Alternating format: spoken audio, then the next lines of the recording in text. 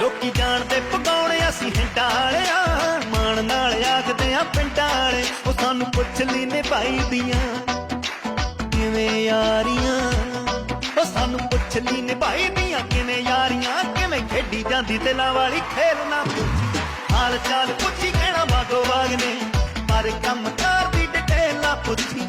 ਹਾਲ ਚਾਲ ਪੁੱਛੀ ਕਹਿਣਾ ਬਾਗੋ ਬਾਗ ਨੇ, ਪਰ ਕੰਮ ਕਾਰ ਦੀ ਡਿਟੇਲ ਨਾ ਪੁੱਛੀ।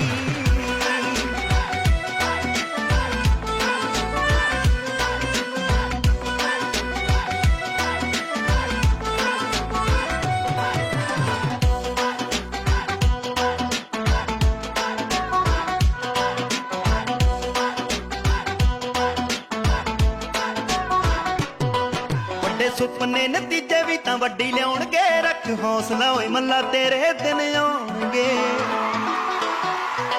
ਵੱਡੇ ਸੁਪਨੇ